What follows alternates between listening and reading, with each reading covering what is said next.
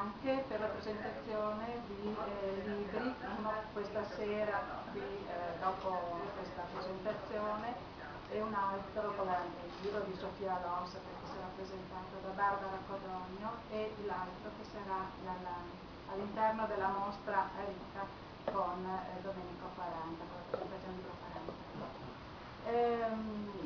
Due parole sulla mostra e sul catalogo. La mostra è una biennale, ormai è diventata biennale, quest'anno è la prima edizione in forma di biennale dopo 4 anni di annualità.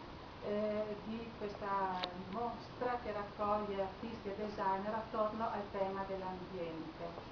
È una mostra internazionale e è cresciuta moltissimo nel giro di pochi anni, tanto da diventare internazionale e biennale per l'impegno organizzativo della mostra, per la dimensione che ha preso, per l'interesse che sta avendo in tutta Europa e anche Africa. Quest'anno ho avuto contatti dallo Zimbabwe alla Finlandia, lo dico con orgoglio, insomma, perché insomma, è stata una sorpresa bellissima anche per me avere questi contatti che confermano l'importanza del tema.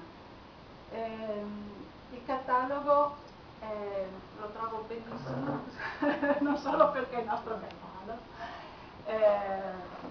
Quest'anno raccoglie non solo le opere degli artisti e designer, per cui c'è la foto e un breve commento critico. Purtroppo non c'è molto spazio perché ogni opera ha in sé una storia, una narrazione, un racconto che meriterebbe un catalogo ognuno, veramente ogni autore, ogni artista e ogni designer.